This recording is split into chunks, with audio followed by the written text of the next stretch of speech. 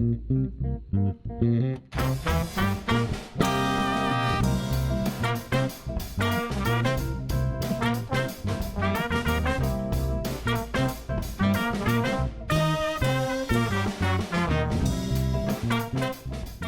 I'm Ted Haptegaber, founder and producer of Live Talks Los Angeles. Thanks for joining us. Since we started over a decade ago, we have brought you hundreds of conversations with storytellers, writers, actors, musicians, humorists, chefs, and thought leaders in business and science.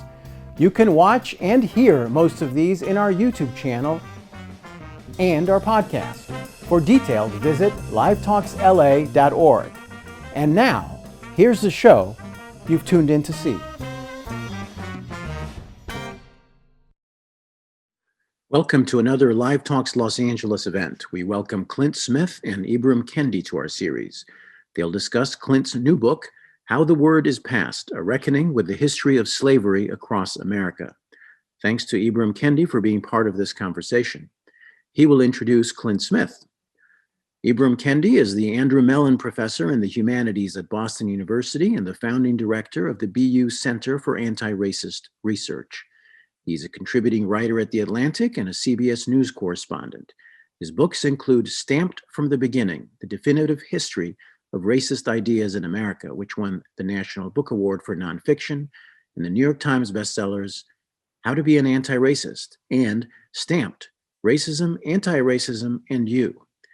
He is also co-editor of 400 Souls, A Community History of African America, 1619 through 2019. In 2020, Time magazine named him one of the 100 most influential people in the world. I will let you take it from here, Ibram. Okay, thank you so much. And first, I want to take the opportunity to formally introduce my friend and someone who I really admire, Clint Smith, who is a staff writer at The Atlantic and the author of the poetry collection Counting Dissent, which won the 2017 Literary Award for Best Poetry Book from the Black Caucus of the American Library Association, and was a finalist for an NAACP Image Award.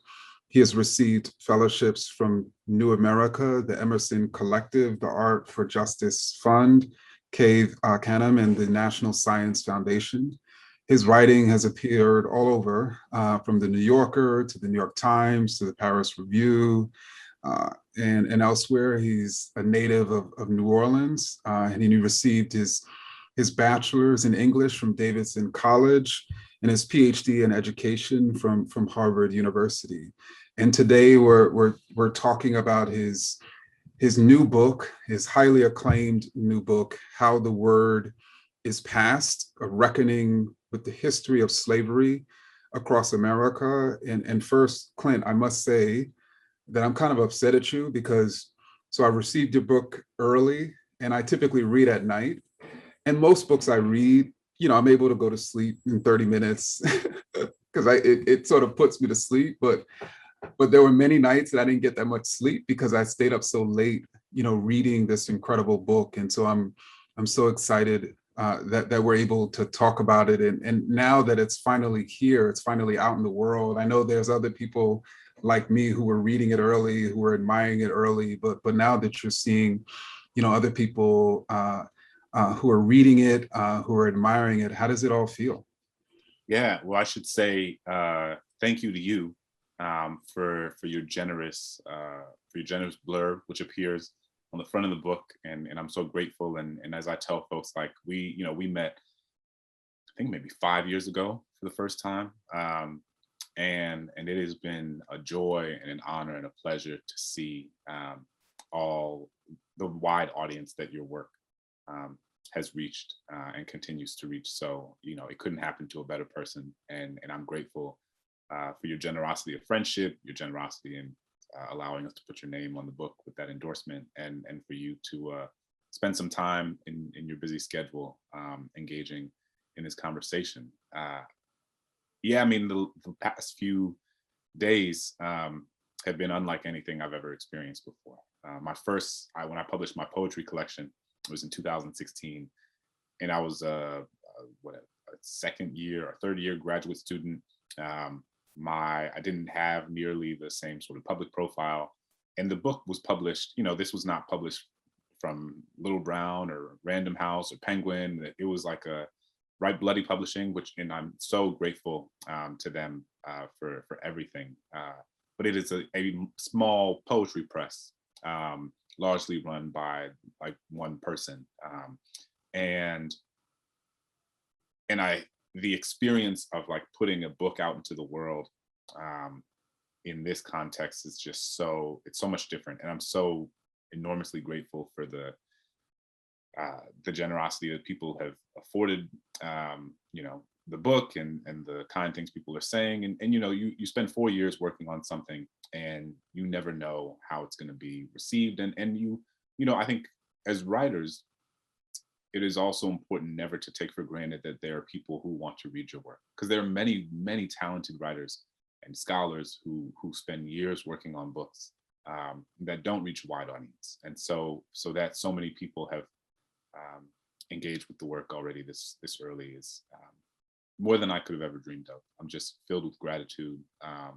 And I was telling you before, like, I feel like I'm like when the dogs stick their heads out of moving cars and the wind is sort of flapping at their jaws and they're so happy, but they're also like overwhelmed. That's how I feel right now. I'm a dog with my head out of the window and I like can't pull it back in because it's amazing, but I'm also like, can't move my face. And of course, how you got and how this book sort of got to that place, and it, has an origin story. And I can remember a few years ago when we, I think, had lunch together in Columbia Heights, and you shared with me that you were working on this book. And of course, I was blown away by the concept and by the book idea itself. But how did this book idea, come to be? Yeah, so in 2017, in May of 2017, the city of New Orleans took down several Confederate statues.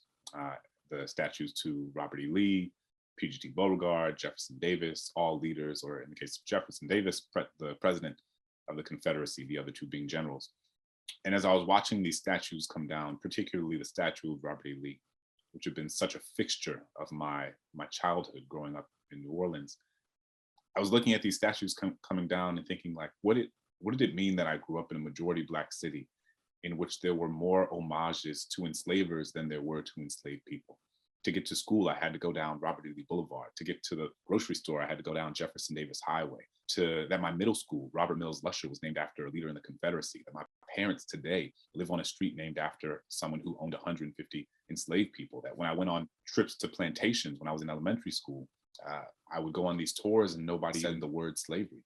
And so I was thinking about how the symbolism and naming and iconography of the Confederacy and people who enslaved human beings was so central to the cultural infrastructure of my city and the physical infrastructure of the city. That school buildings and universities in New Orleans were named after these people. And the thing is that we know symbols aren't just symbols. We know that symbols and memorials and monuments are reflective of stories that have been told. And those stories embed themselves into narratives that societies carry. And those narratives embed themselves into public policy, and public policy shapes the material conditions, as you've written so extensively about, of people's lives. And so it's not to say that taking down a statue of Robert E. Lee is going to reduce the racial wealth gap, but it is to say that it is a piece of a sort of larger ecosystem of decisions and stories and histories that have shaped what our contemporary landscape of inequality looks like today. And so I was thinking about all of these statues coming down, and I was looking around New Orleans and sort of trying to figure out, how does this happen? How did it happen? And are there people here who are pushing back against this?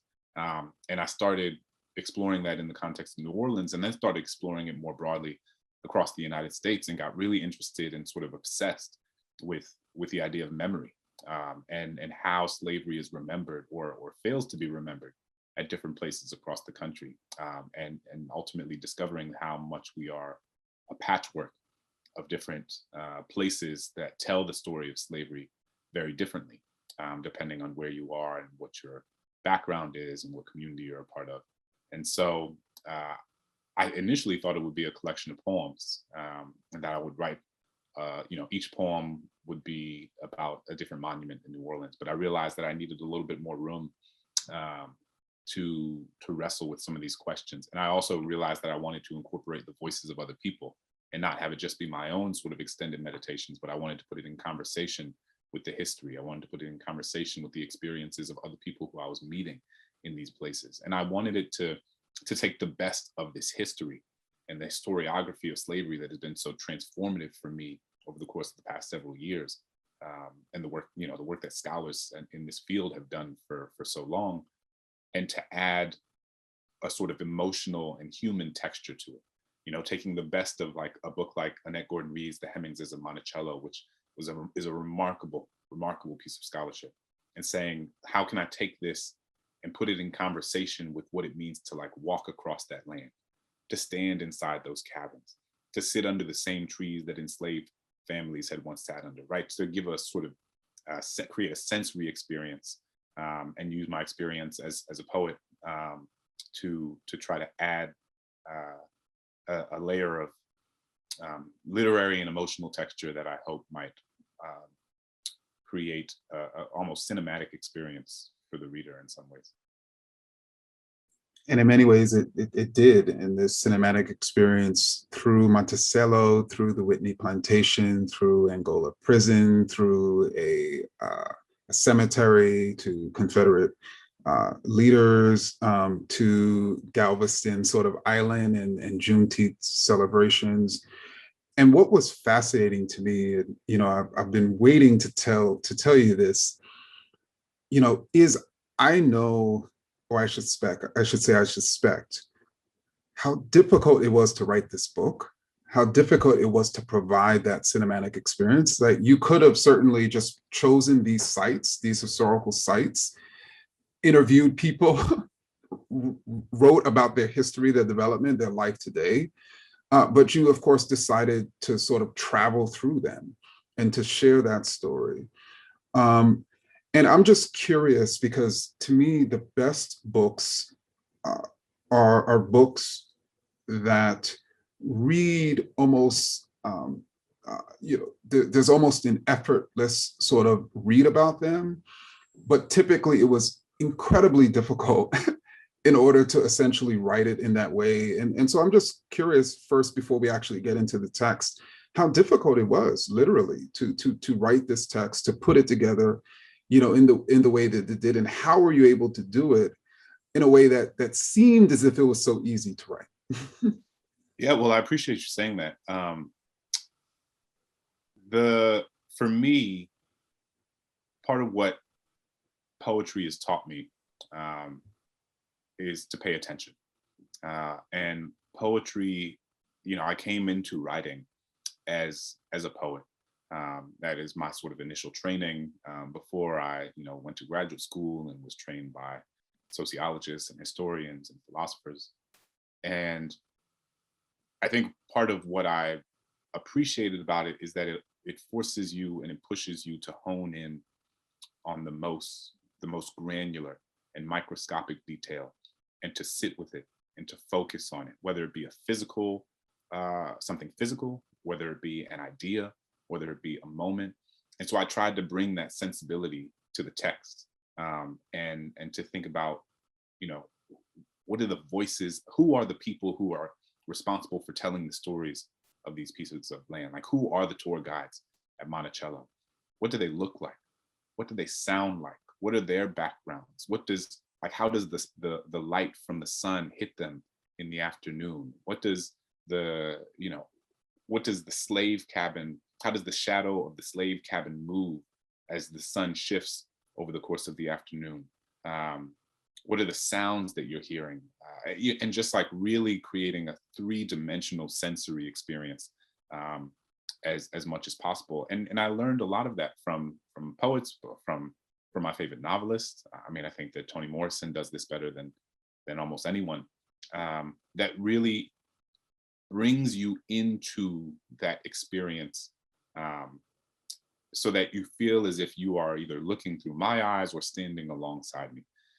And in some ways that was the most, each part of the book was enjoyable to write. I'm part of what would happen is I would go to these places, and then I would come back, and while the memory of them was still fresh, I would write the scenes, right? So like the first thing that I would write would be like a lot of scenes. I took a lot of pictures, did a lot of video, and I would try to write into that space as quickly as I could while it was still in me.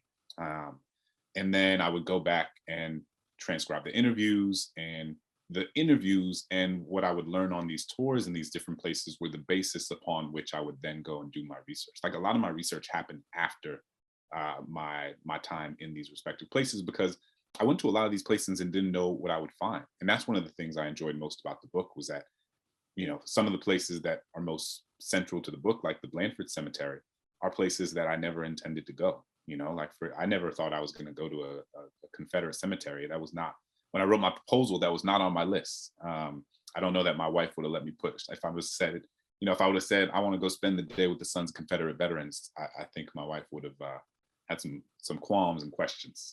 She still did when I went, but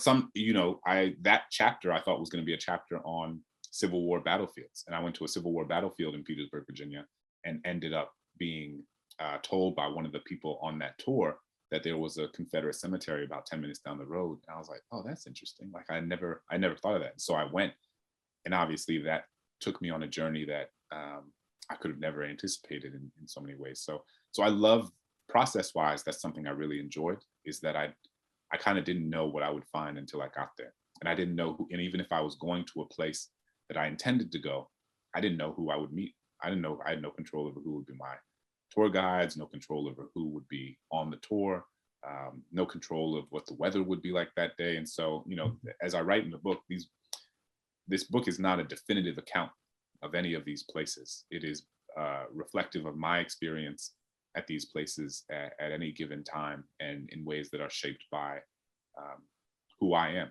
and how I approach these places and these questions.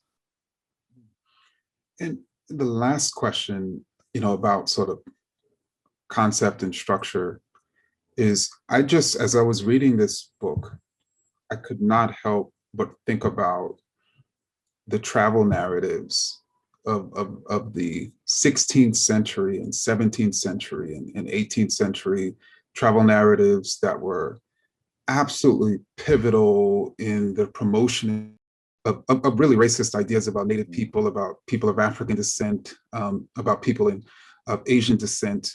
And I couldn't help think about how, in many ways, this was an inverted sort of travel narrative that, you know, in many ways you were not only sort of challenging commonly held racist ideas, but more importantly, sort of challenging or even interpreting memory and how people remember slavery, how people remember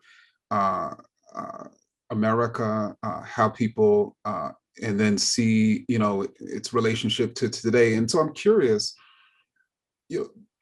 were you inspired by those travel narratives of old? Did they sort of come into play in any sort of way, you know, in the sort of conceptualization, you know, and execution of this book?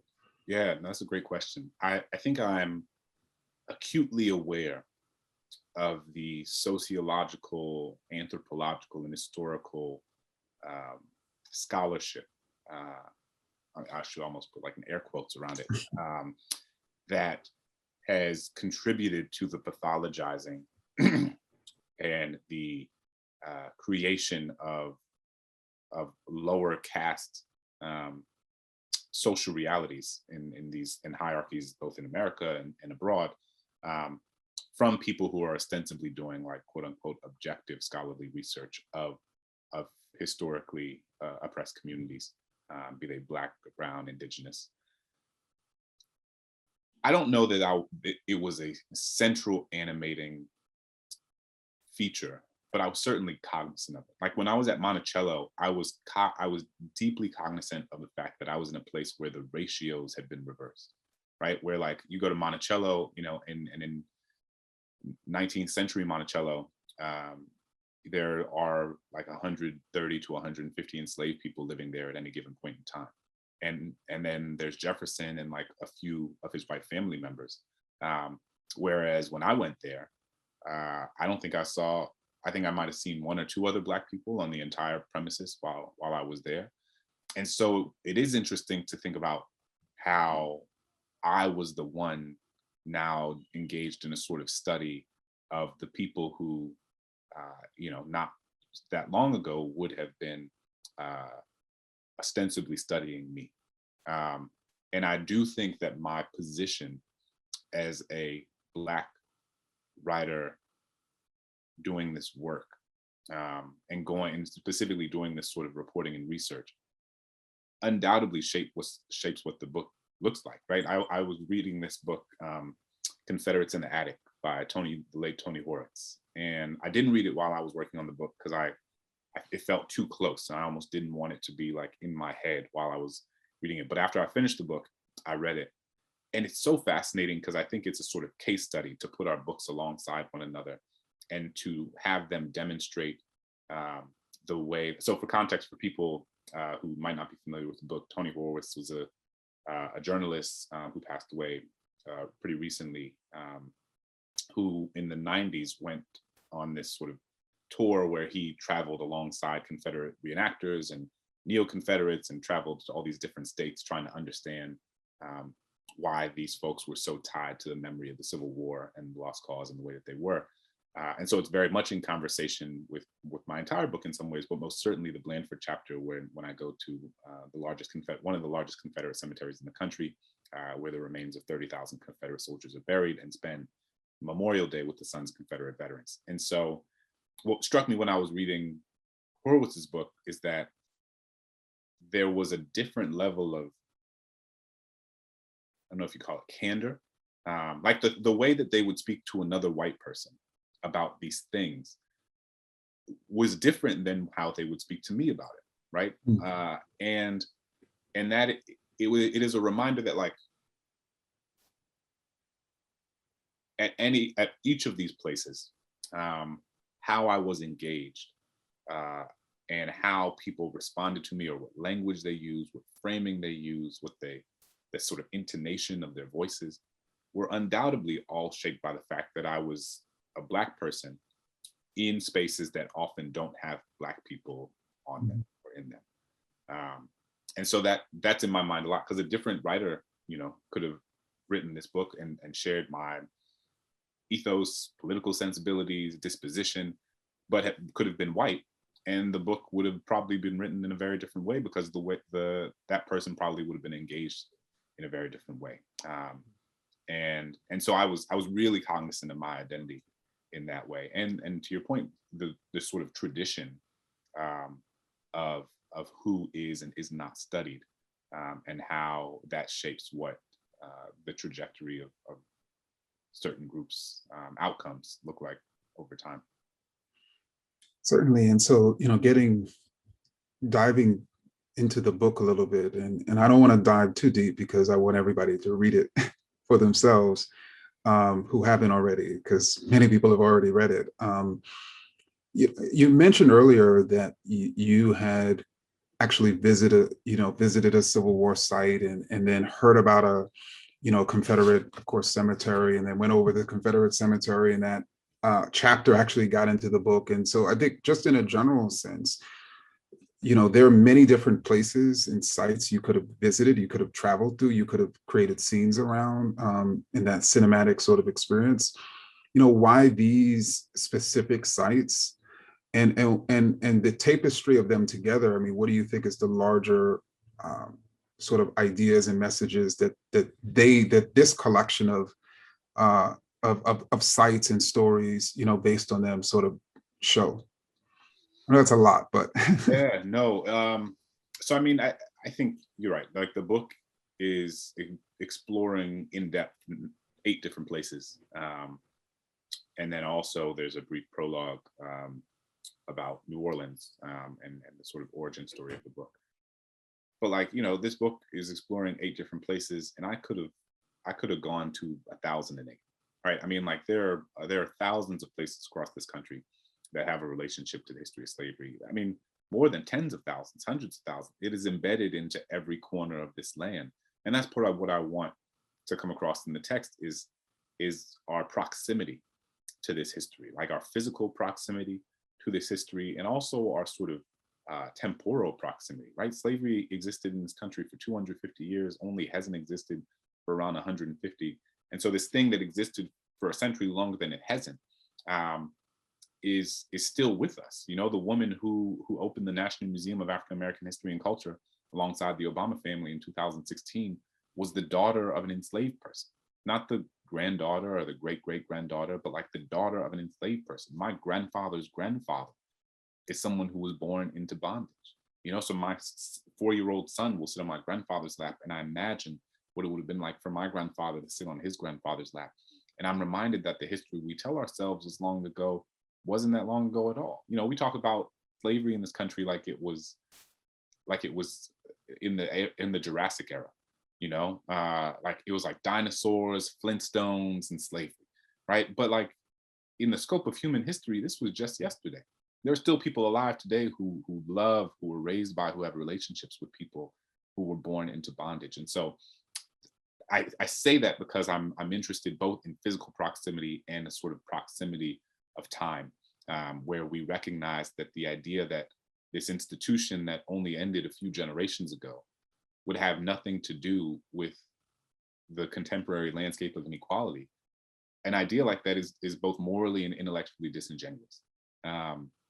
And I think it's important to like ground ourselves in that. And in terms of the physical places and our proximity to them, I mean, part of what I wanted to do, I have a personal investment in Louisiana, in part just because that's where I was raised. I was thinking about New Orleans, so I go to, you know, start in New Orleans, I go to the Whitney Plantation in Louisiana, Angola Prison in Louisiana. And so Louisiana, I think so much of this book is written for like 16-year-old Clint, and trying to provide a language and a framework and a history with which to better understand the sort of world that I was growing up in. And to have the language and the history to push back against so much of the pathology that I had been inundated with as a child, as I think that many young Black children are. And otherwise, a part of what I wanted to do was really, again, to create a sort of, to have places that reflected the patchwork of experiences that exists in all of these places. And I included New York City and Dakar, Senegal, because I want for New York, I wanted to be clear and make clear to the reader that slavery was certainly something that did not only exist in the South. It was saturated in the South for a more extended period of time, given the South's social and economic reliance on the institution. But like New York City was deeply reliant on the slave trade.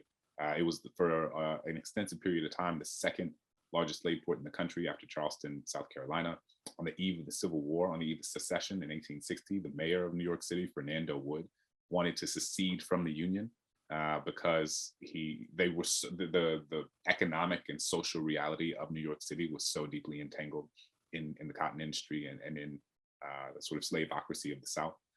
And obviously, New York City being the financial capital that it was where so much of the entanglement around the economics of cotton and the economics of slavery manifested themselves. And so I wanted to go to a place like New York. I also wanted to go to Senegal because I got really interested in how I was doing so much exploration of how slavery is taught in the United States.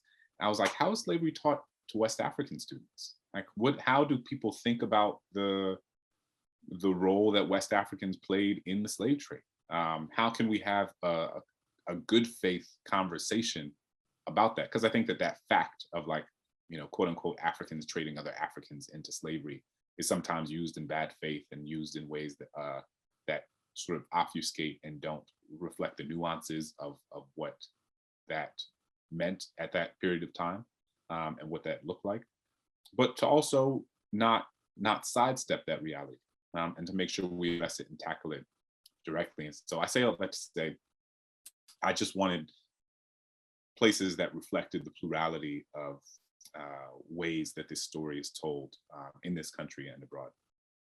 I was sort of fascinated by your decision to include a chapter on Angola Prison.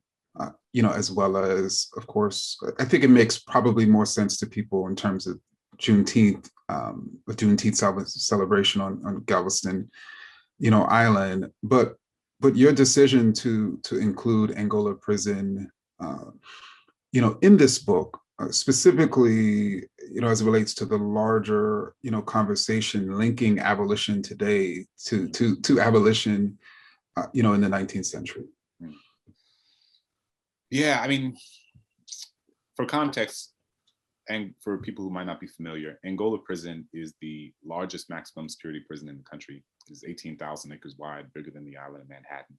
It is a place where 75% of people held there are Black men. Over 70% of them are serving life sentences. It is a place that is also located on top of a former plantation. What I tell folks is that if you were to go to Germany and you had the largest maximum security prison in Germany, and it was built on top of a former concentration camp in which the people held there were disproportionately Jewish, that place would be a global emblem of anti-Semitism, and rightfully so. It would be abhorrent. It would be disgusting. We would never allow a place like that to exist because it would run counter to all of our moral and ethical sensibilities. And yet here in the United States, we have the largest maximum security prison in the country, where the vast majority of people held there are Black men serving life sentences who go out and work in fields of what was once a plantation for virtually no pay, while someone watches over them on horseback with a gun over their shoulder. And so part of what I'm exploring when I go to a place like Angola is, what are the ways that white supremacy both enacts physical violence against people's bodies, but also numbs us collectively to certain types of violences that in another global context would be wildly unacceptable. And what does it mean that that place exists and exists on that land, but also that it has a museum, and a museum that, in my experience of being there, did not say anything about slavery. And that attached to that museum, that is attached to the prison, there is a gift shop where they sell shot glasses and coffee mugs and sweatshirts and baseball caps and paraphernalia of this institution like it was a local baseball team, when it is in fact an institution that incarcerates thousands of people, many for things that they did as children, many who were sentenced by non-unanimous juries, and has coffee mugs in it that have, one of the most unsettling things I saw, coffee mugs where there's the silhouette of a watchtower, and you see the silhouette of a guard at the top of the watchtower with their gun. And above and below the silhouette on this white coffee mug, it says Angola, a gated community. And so it is not only that this place is sidestepping its relationship to this history, or not talking about it, but it is almost making a mockery of it and belittling the experience of people who continue to be in that prison today. And so Angola, for me, it is a place. I'm not someone who uses the shorthand or the language of like prison or mass incarceration is slavery, or like prisons are the new slavery. I understand the impetus, and I'm very sympathetic to the space from which that is coming.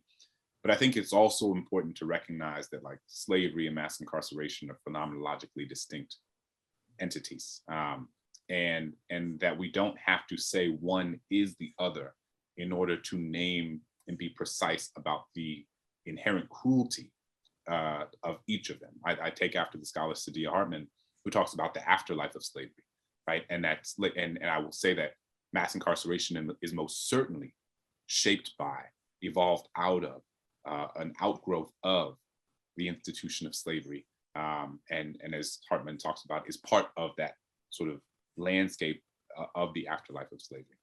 But slavery is also a very specific historical, especially slavery in the Americas, is like a very specific sort of historical phenomenon in which you are chattel, and then your child, because of partis sequitur ventrum mix, which makes it so that the person take on the caste status of your mother, makes it so that if you are born to a person who is enslaved, you are enslaved, and then your child is enslaved, and your child is enslaved, and so on and so forth.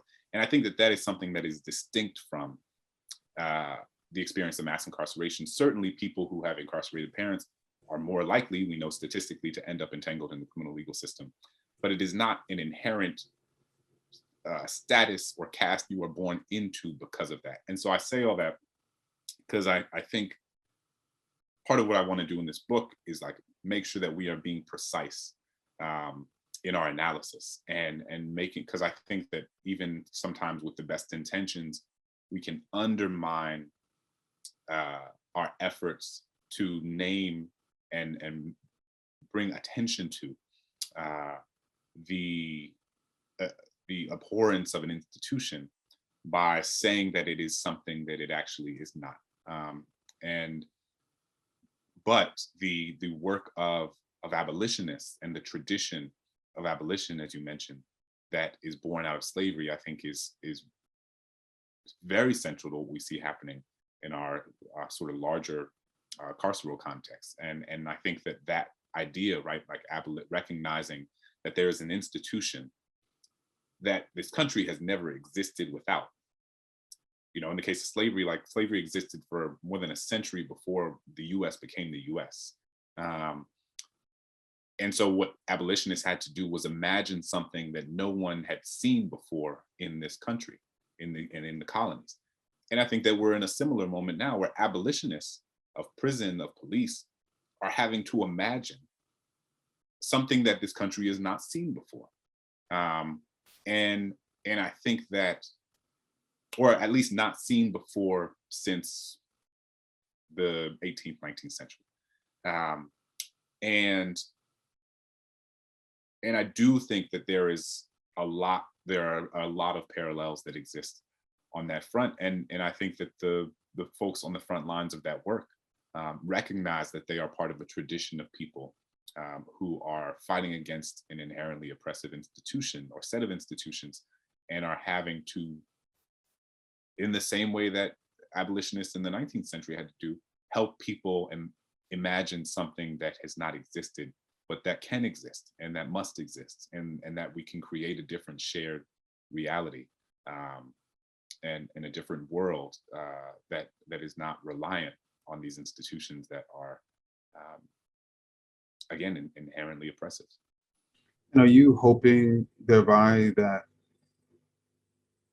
by really engaging with memory, that you'll simultaneously be able to allow people to engage with their own imagination?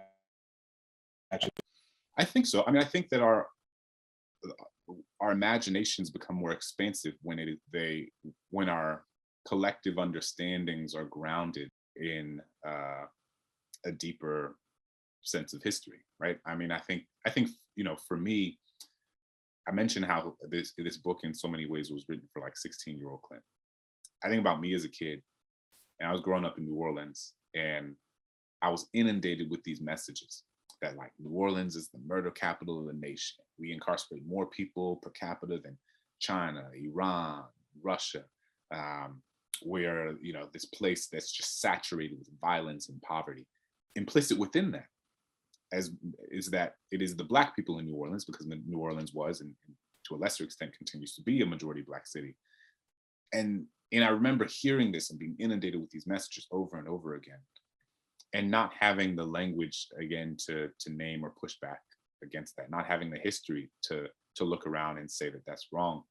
And I think a lot about this James Baldwin essay, A Talk to Teachers, which is based on a 1963 speech he made to a group of New York City educators, excuse me, and was published in 1964, I believe, as an essay. And in it, he says that Black children are told over and over and over again by this world that they are criminal. And the role of the teacher, and he's using teacher here literally, but also as a sort of metonym for the larger society, the role of the teacher is to help that child understand that they are not, in fact, the criminal, but it is the society and the history that created the conditions that that child is born into that is the criminal. And it's very, very intuitive in many ways, and like very simple in many ways, but I think we can take for granted the extent to which that is not how young people are taught about themselves and taught about their relationship to history. Because once you recognize that the reason one community looks this way and another community looks that way is not because of the people in those communities, but instead is because of what has been done or given or taken from those communities generation after generation after generation, it transforms your understanding of how you exist in the world and how you situate yourself in the world. I think about a class that I taught. I've been teaching in prisons for the last 6 or 7 years. And I think of a class that I taught at DC jail, and one of my students saw The Color of Law by Richard Rothstein on the shelf, and he had read it, and then I came back and we started talking about it, and he was just like, Clint, no one ever told me this. Like, no one ever, like, why didn't I ever learn this in school? Because he was reading this book on the history of housing segregation that helped explain why the community he grew up in looked the way that it did. And he, like many young Black kids, was inundated with these messages that it's the reason your community looks the way that you do is because it's your fault, or it's your parents' fault, or it's like, it's Black people's fault. That's what Black people do. And it's so freeing, and it's so emancipatory and so liberating when you gain information and understand history and sociology and gain this framework that helps you understand why our society looks the way that it does today. And it allows you to move through the world without this country continuing to be able to lie to you about why it looks the way that it does. And so I think that that is important, that free, like, I experienced that emancipatory feeling, and I experienced what it meant to feel a sort of emotional and intellectual paralysis, and then to be freed from that. And then I think what that does is, to your point, like, expand my ability to imagine something else. Because in so many ways, I felt paralyzed and confined by so much of what I didn't know, that I almost didn't have the room to imagine what could be. And so I think that they most certainly go hand in hand. I think the more expansive and robust an understanding of history we have, the more robust and expansive we can be in terms of imagining the possibilities of a new world. So when you were thinking about this book years ago, did you also somehow jump in a time machine to this moment to create almost this perfect moment for a book that is seeking to really reckon with the history of slavery in America? Because I don't know what you think, but I know of no other period in recent American history in which we were reckoning as a nation, whether constructively or destructively, with slavery, then the here and the now. The last time I can think of maybe was after Roots came out. And so, how does, I guess, what is your thought about the way this book will contribute to that larger, really bitter argument that we're having, in this country, over how we remember slavery? Yeah, I mean, I wish I had a time machine. That would be convenient in so many ways. My 4-year-old will be most excited because we could go see the dinosaurs and hang out with the Brachiosaurus. I certainly couldn't anticipate that we would be in a moment where, and maybe perhaps naively couldn't anticipate that we would be in a moment where there is a concerted state-sanctioned effort across multiple state legislatures throughout this country that has language in the bills explicitly attempting and intending to prevent teachers from teaching about the realities of slavery and racism. And I think the reason that happens is because there are people who recognize that if you understand that our entire social, economic, and political infrastructure is built out of the history of slavery, has emerged out of indigenous genocide, is deeply shaped by the way that we treated different immigrant populations when they first arrived on these shores, then it begins to undermine, and I think rightfully undermine, this sort of myth of meritocracy, or the narrative that we tell ourselves about this country and what shapes one's ability to succeed or not succeed. And it sort of shatters the image that this country has about itself. So I am, I think deeply concerned about what's happening in a lot of these Republican legislatures. But I'm also really heartened by how many teachers, journalists, activists there are who are pushing back against it, and who are doing work and creating pedagogy and creating classrooms that are centering truth, that are centering fact. And part of the thing that's like one of the insidious things of white supremacy is that it takes an empirical statement and turns it into an ideological one, right? So I'll say the Confederacy was a treasonous army who fought a war predicated on maintaining and expanding the institution of slavery. Many people will hear that and it will sound like an ideological statement or something that is reflective of my political disposition. What it is, in fact, just something that's based on fact, based on primary source evidence. Like more people know now, like the Confederates said this for themselves. We don't even have to look that far. The Declaration's Confederate Secession in 1860, 1861, a state like Mississippi says our interests are thoroughly aligned with the institution of slavery, the greatest material good in the world. And so they were not vague about why they were leaving the Union and why the Civil War was about to start. They said it directly. Alexander Stephens, was the vice president of the Confederacy, in his infamous Cornerstone speech, said that this new nation was built on the cornerstone of perpetual slavery and the inferiority of African people.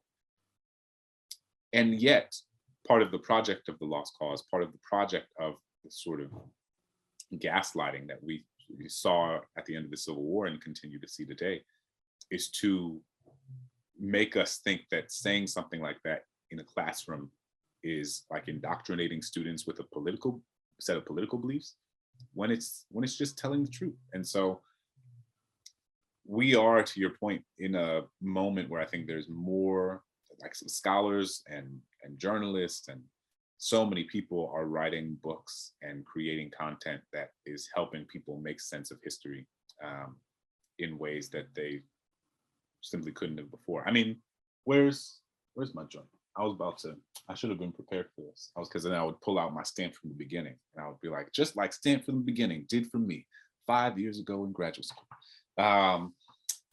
It's around here somewhere. I think it must be downstairs. But I am hopeful that this book can be one contribution among the work that many historians and scholars and writers are doing to make sure that we are honestly confronting this issue. And I know how transformative it has been for me to read and research and write this book. I suspect many people in reading this book are going to be encouraged and inspired to visit some of the places that you visited. And so I guess, as somebody who not only has visited many of these sites, but even reflected on them and even reflected on your own visits, of course, which you do so beautifully in the text. I mean, do you have any sort of advice for people who are likely to visit some of these places?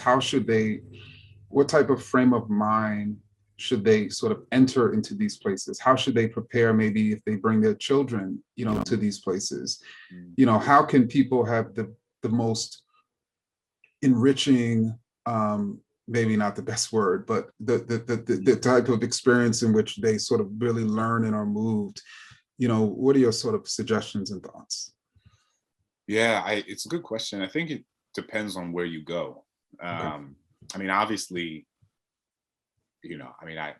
I wouldn't have brought my children to the Confederate cemetery for a casual family weekend trip. We're not, I have a 4-year-old and a 2-year-old, so we're not there yet. But I think that, going to a place, so I didn't write about this in the book necessarily, but I went to the Whitney Plantation the first time when I was doing my reporting for the book. And then I went again, I think what would have been maybe 6 or 7 months later with my family. And my family was all in town for Thanksgiving. And I had such a powerful experience at the Whitney that I wanted to go with them. And it included, my grandmother, it included my parents, it included my wife, and it included my kids, who were mostly asleep in the stroller. But it was going to the Whitney, which is, one of the only the only plantation museum in Louisiana that centers the lives of the enslaved, and one of the only plantation museums in the country that does so.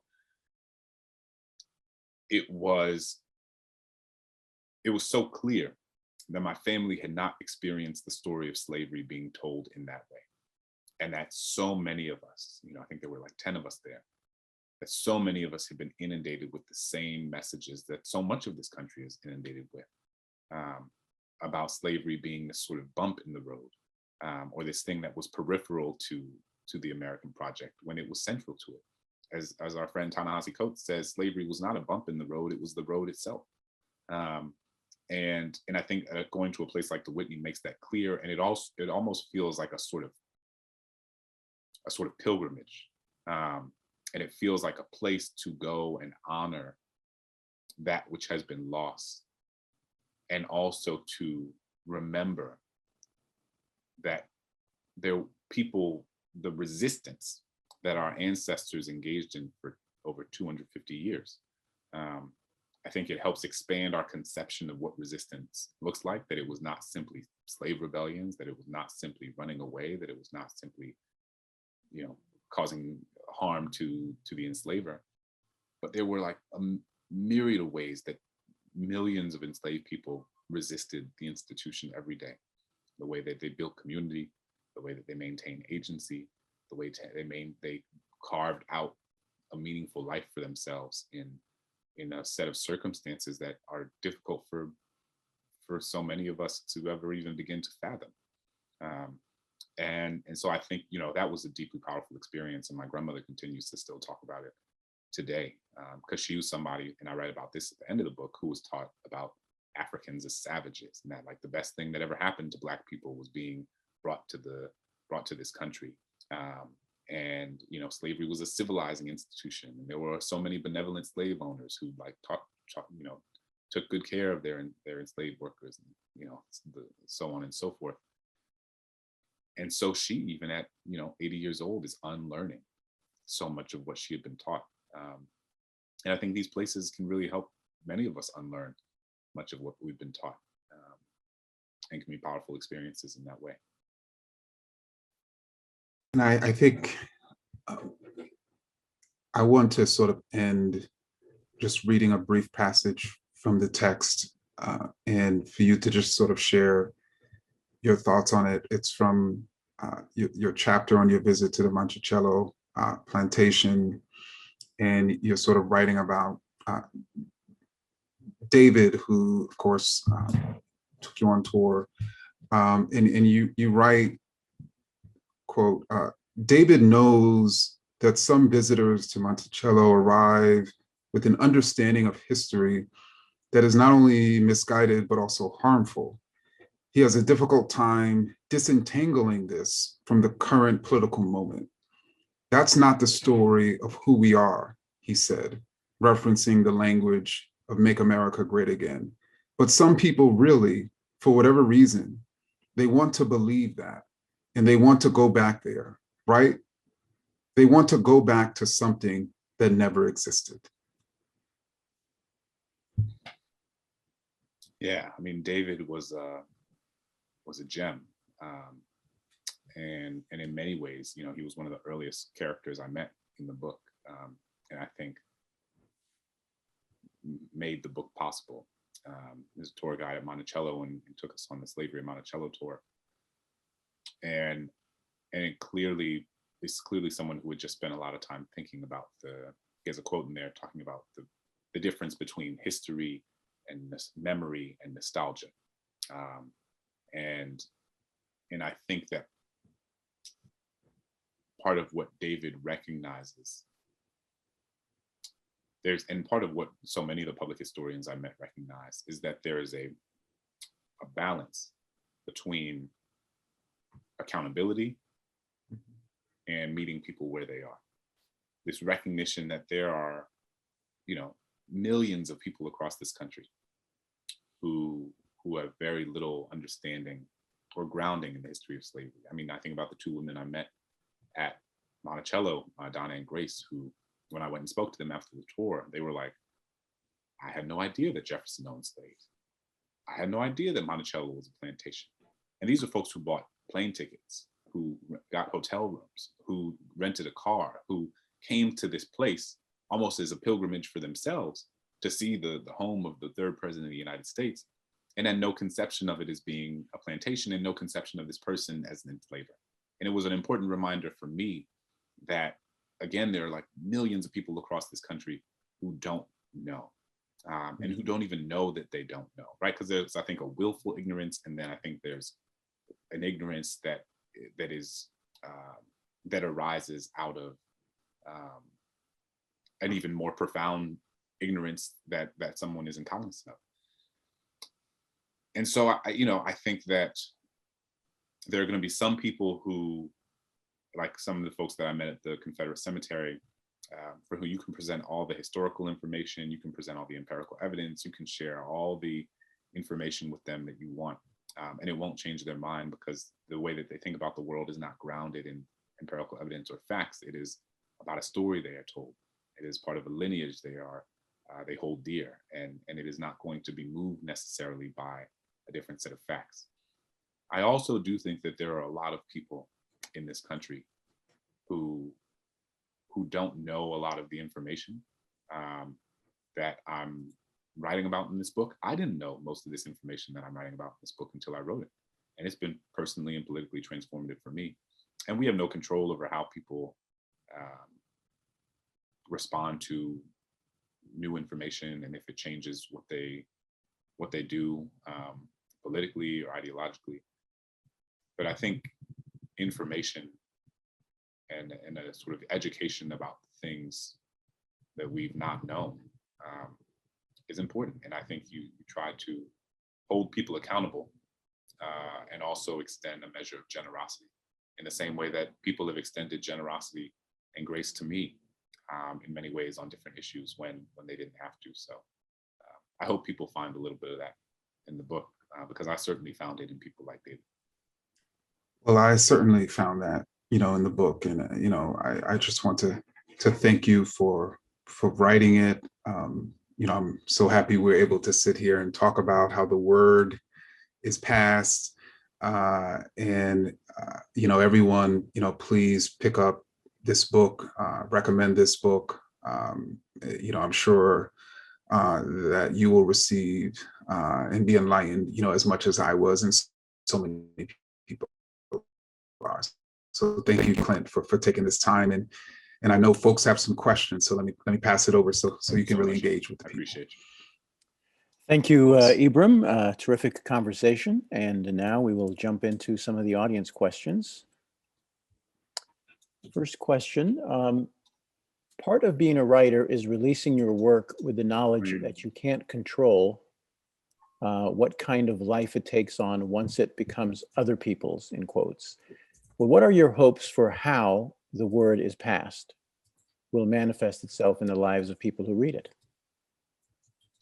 Yeah, I hope that people read it both as a piece of history and as a piece of literature. I think sometimes the work of Black and Brown and Indigenous writers can be framed in a way that is only based on what we can teach people about our cultures or about our communities. And certainly I hope that this book can be used as a pedagogical tool. I hope that people learn a lot from reading it. But I also wanted it to be an engaging text. I wanted it to be a piece of prose that on a craft level, on a writing level, made the reader invested in what they were spending time with.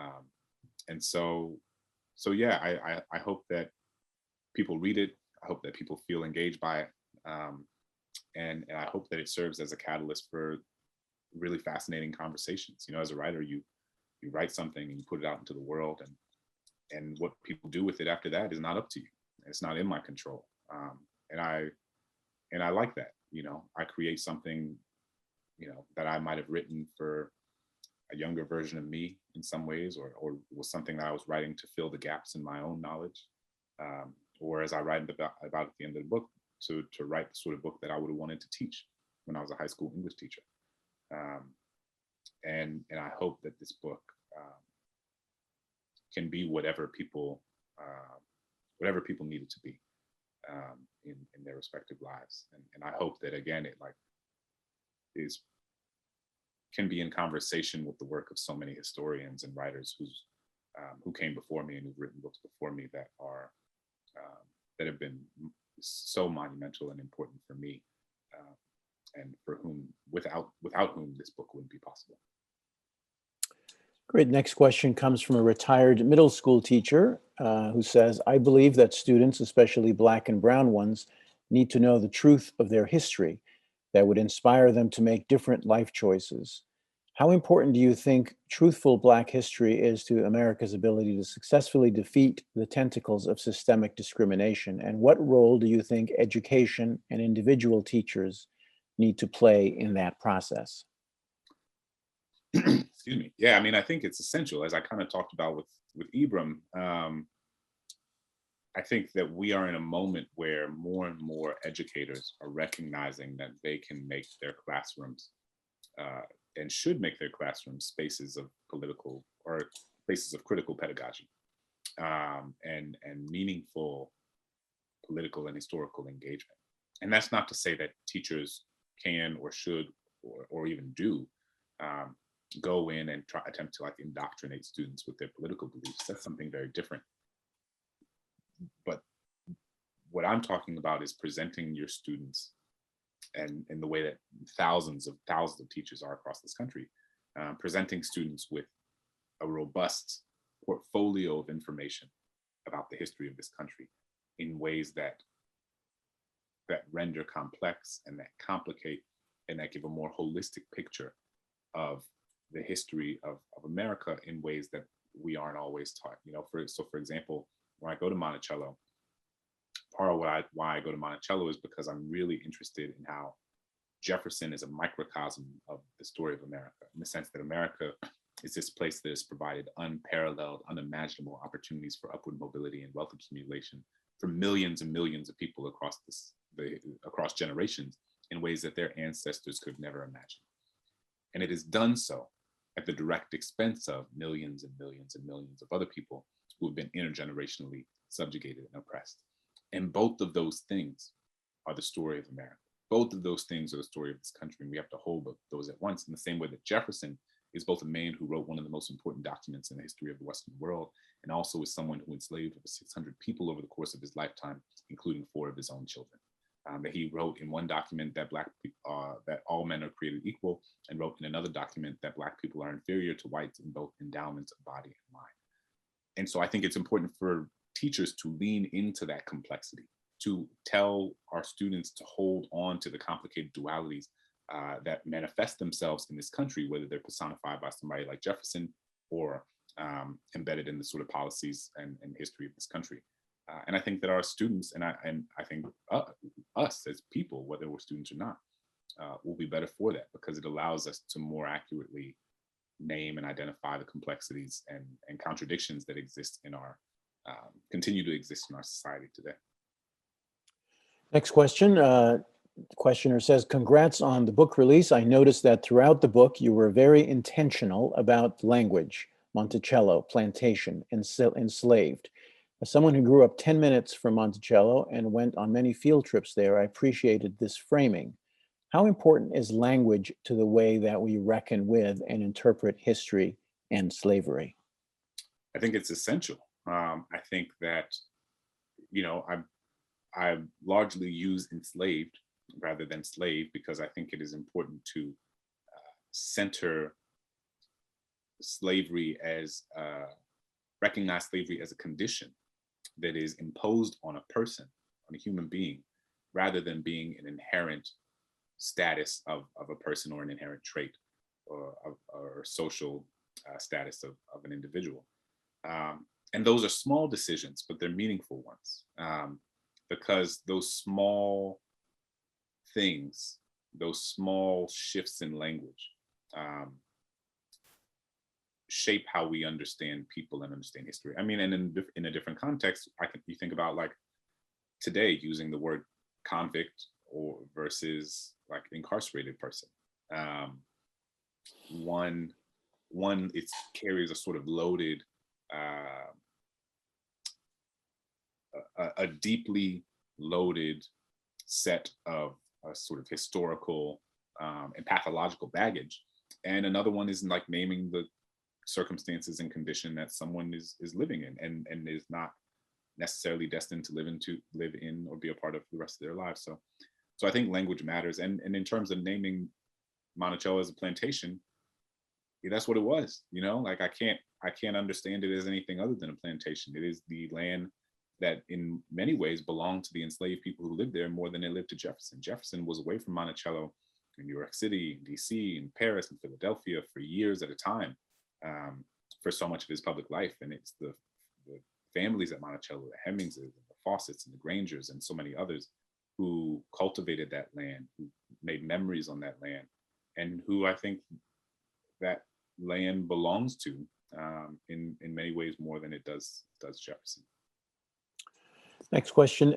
With state legislatures increasingly getting involved in curriculum and academic decisions at state universities, what advice do you have for the citizens of those states, as well as the academics and administrators at those institutions? Yeah, I mean, you have to raise your voice. You have to call your state representatives and your state legislators, and those can feel like empty things. But if they're not hearing from people, then I think they will assume not even that people want it. They will just assume that they can continue to enact those types of policies in ways that won't cost them politically. And I think people have to know that it will cost them. And I think people have to know that they will experience pushback, not only from national media or national, political figures on a larger scale, but like from people in their own communities. And I think people have to feel that. So I think that is one. And, as there are so many teachers who are not going to, and who remain committed to telling the truth, and who are not going to be prevented from doing so by the work that these state legislatures are doing. But it is concerning because it's tempting. Part of the goal is for it to have this chilling effect that scares teachers out of teaching history of slavery, or teaching racism, teaching sexism, teaching any of these things. This is something that we've seen happen from that political party on many occasions, and there are many different iterations of it. For a long time, Colin Kaepernick was the boogeyman. Now critical race theory is the boogeyman. Trans youth are the boogeyman. I mean, there's an effort to pinpoint a person or an idea or demographic of people who we should be afraid of. And this is the most current iteration of that. But I think people should make sure that they're letting their state legislators know, and also continuing to push back against the idea that like teaching this country's history honestly is somehow political or a sort of indoctrination, when it's just good teaching. Two more questions. First, would you comment about the backlash to the New York Times 1619 project? Yeah, I mean, I think it's consistent with what we said before. And some people I know, I was a part of the 1619 project. I had a poem in it. And I think what Nicole Hannah-Jones has done is remarkable. I mean, the 1619 project, which came out 2 years ago now, transformed the national discourse on slavery in ways that I had never experienced in my life. The way that slavery was discussed and its centrality to the story of this country was more honest than anything, again, that I had encountered. And I think there can be people of good faith, and there are historians of good faith who can have disagreements around framing or interpretation, but history is largely an interpretive act. And so I think the 1619 project is deeply important, and I'm so grateful that it exists, and for the work that Nicole has done. And the pushback that she's gotten just personally and the way that people have attempted to sort of sully her name is, I think, indicative of the way that people specifically will treat Black women in those sort of political context. But I think it's a deeply important project, and one that has contributed a lot to our country's understanding of slavery, and one that, you know, my book is in conversation with, and is building off of in many ways. And our final question: with audio stories and podcasts taking off like they are, is there any thought, and maybe there already is, of a companion podcast that can help visitors when they visit these various historical places? There was an idea for it, and then the great plague of 2020 happened. I do narrate the audiobook, and so in many ways that is podcast adjacent. You know, you don't have the voices of the people that I'm speaking to necessarily, but I try my best to embody their, you know, so much of their kindness and generosity that I encountered. And it's possible, you know, who knows what the future brings. Right now, I'm just very grateful for the reception that the book has gotten. Again, it's like I said at the beginning, it's beyond anything I could have ever imagined. And I love a good podcast. So you know, a podcast could be next about this or about something else. So we'll see. Well, thank you very much, Clint. Thanks again to all of you for joining us. Special thanks to Ibram for engaging with Clint about his book. Again, the book is How the Word is Passed, A Reckoning with the History of Slavery Across America. It is available wherever books are sold. Thanks, and go on gently.